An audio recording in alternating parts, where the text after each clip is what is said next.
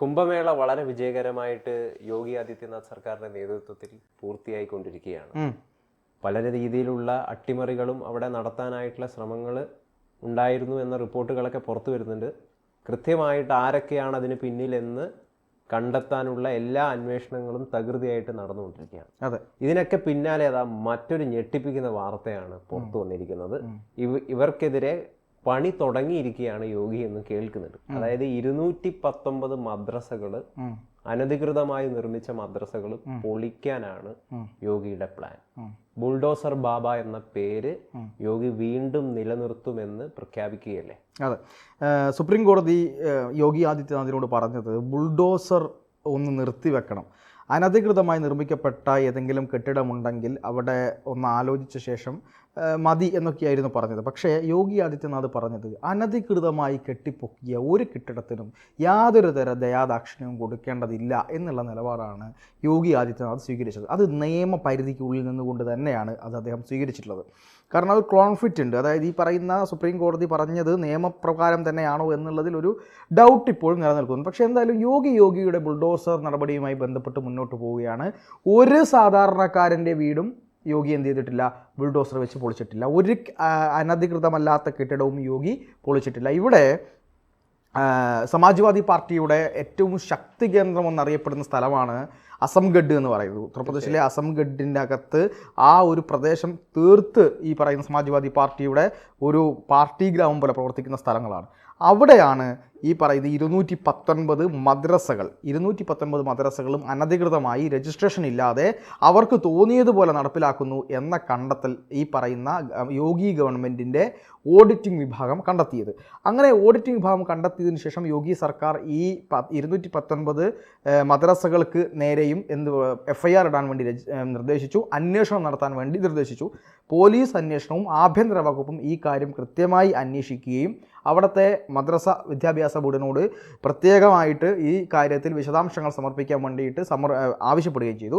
അവർക്ക് പക്ഷേ വ്യക്തമായ രേഖകളൊന്നും തന്നെ ഹാജരാക്കാൻ കഴിഞ്ഞില്ല എന്ന് മാത്രമല്ല, ഇത് അനധികൃതമായിട്ടാണ് ഇത്തരമൊരു സ്ഥാപനം നടത്തിക്കൊണ്ടു പോകുന്നത് എന്ന് പോലും തിരിച്ചറിയുന്ന രീതിയിലേക്ക് സർക്കാർ എത്തി. അവിടെയാണ് ഈ 219 കെട്ടിടങ്ങളും ബുൾഡോസർ വെച്ച് തീർക്കാൻ അല്ലെങ്കിൽ തകർത്ത് കളയാൻ യോഗി ഗവൺമെൻറ് ഇപ്പോൾ ആലോചിക്കുന്നത്. അവിടെ ബുൾഡോസർ വെച്ച് തീർക്കുക അല്ലെങ്കിൽ പൊട്ടിച്ച് കളയുക എന്നത് മാത്രമല്ല യോഗി ഉദ്ദേശിക്കുന്നത്. ആ സ്ഥലം ഏറ്റെടുത്തുകൊണ്ട് അവിടെ പുനരധിവാസമാണ്, നിർധനരായ ആളുകൾക്ക് ഭവനം വെച്ച് കൊടുക്കുക എന്നുള്ള പദ്ധതിയാണ് യോഗി അവിടെ ചെയ്യാൻ വേണ്ടി പോകുന്നത് എന്നാണ് ഇപ്പോൾ പുറത്തു വരുന്ന വാർത്ത. എന്തായാലും യോഗിയുടെ ഈ നടപടിയിൽ ഞെട്ടിയിരിക്കുകയാണ് പല തീവ്രവാദികളും, പ്രത്യേകിച്ചും സുഡാപ്പി കൂട്ടങ്ങളൊക്കെ ഞെട്ടിയിരിക്കുകയാണ്.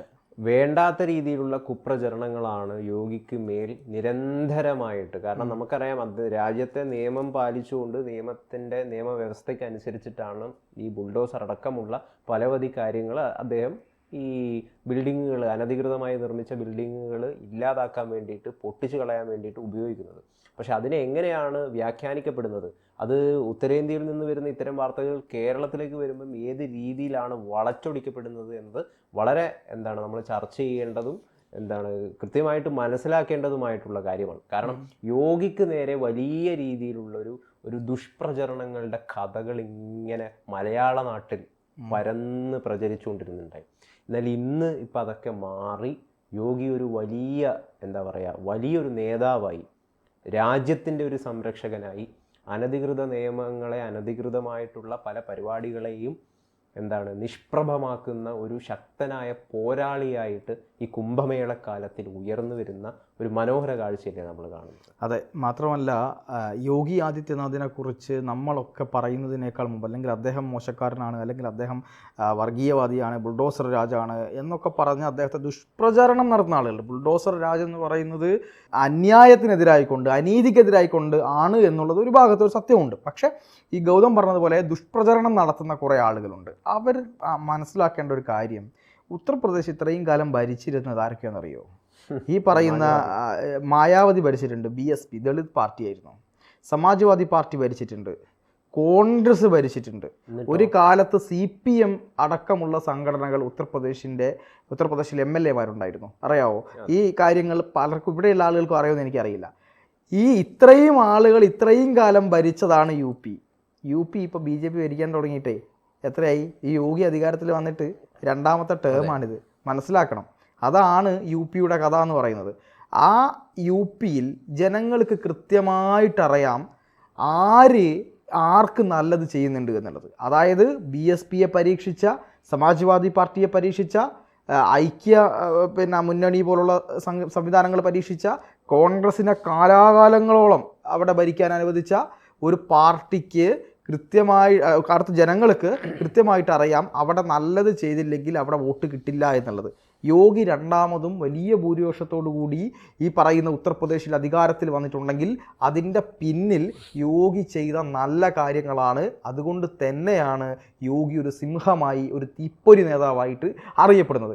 ഇത് ഇവിടെയുള്ള ആളുകൾക്കല്ല. ഇവിടെ നമ്മൾ UP അങ്ങ് കുറ്റം പറയും. UP കോൺഗ്രസ് ഭരിച്ചിരുന്നപ്പോൾ എന്താണ് UPക്ക് ഒരു പ്രശ്നമില്ല. സമാജ്വാദി പാർട്ടി ഭരിച്ചപ്പോൾ ഒരു കുഴപ്പമില്ല. BSP ഭരിച്ചപ്പോൾ ഒരു കുഴപ്പമില്ല. അതെ, അത് വേറെ പ്രശ്നമുണ്ട്. നമ്മൾ യഥാർത്ഥത്തിൽ ഒരു വലിയ വിഭാഗീയതയുടെ ജനങ്ങൾ കൂടിയാണ് കേരളത്തിലുള്ളത്. ജനങ്ങളെ മൊത്തത്തിൽ ആക്ഷേപിക്കുകയല്ല. ചില ആളുകൾ, ഇവിടുത്തെ കമ്മ്യൂണിസ്റ്റ് ഉടാപ്പികളൊക്കെ പറയുന്നത് ഉത്തർപ്രദേശുകാരെല്ലാം മണ്ടന്മാരാണ്, നോർത്ത് ഇന്ത്യക്കാരെല്ലാം പൊട്ടന്മാരാണ്. ഈ രീതിയിലുള്ള ചർച്ചകളല്ലേ ഇവിടെ നടക്കുന്നത്. ഇതേ രാജസ്ഥാനിൽ കോൺഗ്രസ് ഭരിക്കുമ്പോഴോ, ഇതേ രാജസ്ഥാനിൽ കോൺഗ്രസ് ഭരിക്കുമ്പോൾ ഇവിടുത്തെ കോൺഗ്രസ്സുകാർ പറയും രാജസ്ഥാൻകാരെല്ലാം നല്ലവരാണ്. അപ്പോഴും CPM-കാർ പറയുന്നത് രാജസ്ഥാൻകാർക്ക് വിവരമില്ല എന്ന് പറയും. പക്ഷേ പ്രബുദ്ധ കേരളത്തിൽ നിന്ന് വരുന്ന വാർത്തകൾ എന്ന് പറയുന്നത് UP-യെക്കാളും കഷ്ടമാണ് കേരളം എന്ന് തോന്നിപ്പിക്കുന്ന രീതിയിലുള്ള കാര്യങ്ങളാണ് കുറച്ച് ദിവസങ്ങളായിട്ടൊക്കെ നമ്മൾ കേൾക്കുന്നത്. നമുക്ക് ആ വിഷയം നമുക്ക് ചർച്ച ചെയ്യേണ്ടതുണ്ട്. കാര്യം ഈ വാളയാർ കേസിനകത്ത് വലിയ ട്വിസ്റ്റ് ഇപ്പോൾ സംഭവിച്ചിട്ടുണ്ട് നിലവിൽ. ആ വാളയാർ പെൺകുട്ടികളുടെ അമ്മയ്ക്കെതിരായി കൊണ്ട് CBI വളരെ കൃത്യമായ കുറ്റപത്രം കൊടുത്തിട്ടുണ്ട്. ഇതൊക്കെ കേരളത്തിലാണ് നടക്കുന്നത്. ഇവിടുത്തെ ഒരു രീതി, അതുപോലെ തന്നെ ചെന്താമരയുടെ ഈ പറയുന്ന ചെന്താമര വെട്ടിക്കൊന്ന കേസുമായി ബന്ധപ്പെട്ട പ്രശ്നങ്ങൾ, ഈ പോലീസിൻ്റെ അനാസ്ഥ മൂലം ഉണ്ടായിട്ടുള്ള ബുദ്ധിമുട്ടുകൾ, ഇപ്പോൾ ഒരു പെൺകുട്ടി ഷെറിൻ എന്ന് പറയുന്ന, നമ്മൾ ഇന്നലെയും ചർച്ച ചെയ്തു, ഷെറിൻ്റെ വിഷയം ചർച്ച ചെയ്തു.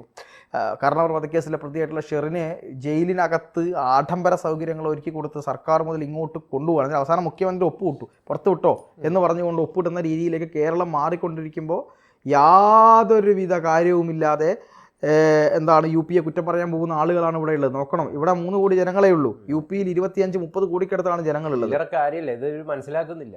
ഇട്ടാവട്ട ഈ ചെറിയൊരു കുഞ്ഞു പ്രദേശമല്ല UP. അത് ഞാൻ ചോദിക്കട്ടെ, ഒരു കാര്യം, കേരളത്തെ അതിൻ്റെ ഉള്ളിൽ വെക്കാം. അല്ല, കേരളത്തെ വെക്കുന്നത് ഓക്കെ ശരിയാണ്. രാജ്യങ്ങളാക്കി എടുത്തോ.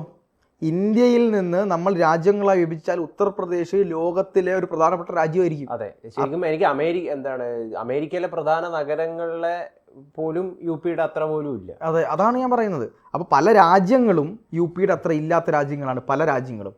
അപ്പോൾ അത്രയും ഒരു രാജ്യമായി നിൽക്കുകയാണെങ്കിൽ അത്രയും ഒരു വലിയ സ്ട്രോങ് എന്താണ് രാജ്യമായിട്ടും അതിൻ്റെ ഭരണാധികാരിയായിട്ട് നിൽക്കേണ്ട രീതിയിൽ 30 കോടി ജനങ്ങളെ കൊണ്ടുപോകുന്ന ആളാണ് യോഗി എന്ന് പറയുന്നത്. UP-യെ വേണമെങ്കിൽ ഒരു 5-8 സംസ്ഥാനമൊക്കെ ആയിട്ട് വേണമെങ്കിൽ വിഭജിക്കാം. തീർച്ചയായിട്ടും. അപ്പോൾ ആ രീതിയിലാണ് കാര്യങ്ങൾ പോകുന്നത്. അപ്പോൾ യോഗി മാജിക് അത് തുടരുകയാണ്, അത് തുടർന്നുകൊണ്ടേയിരിക്കും. അദ്ദേഹത്തിന് തെറ്റ് പറ്റിയാൽ അദ്ദേഹം തിരുത്താറുണ്ട്, തെറ്റ് ചെയ്യുന്നവരെയും അദ്ദേഹം തിരുത്തിക്കാറുമുണ്ട്. അതാണ് യോഗി എന്നുള്ളത് മനസ്സിലാക്കുക. എന്തായാലും മദ്രസകൾ എന്നല്ല, അമ്പലങ്ങൾ എന്നല്ല, BJP-യുടെ ഓഫീസ് അത് മാത്രമല്ല BJP-യുടെ ഓഫീസ് അദ്ദേഹത്തിന്റെ നേതൃത്വത്തിലുള്ള അദ്ദേഹത്തിന്റെ സ്പെഷ്യൽ സ്ക്വാഡ് ഈ പറയുന്ന ബുൾഡോസർ വെച്ച് തകർത്തെറിഞ്ഞു കളഞ്ഞു BJP-യുടെ ജില്ലാ ഓഫീസ്. അതിൽ പകരം ഒന്നും പറയാനില്ല ഇവിടുത്തെ ആളുകളോട് എന്ന് മാത്രമേ ഉള്ളൂ.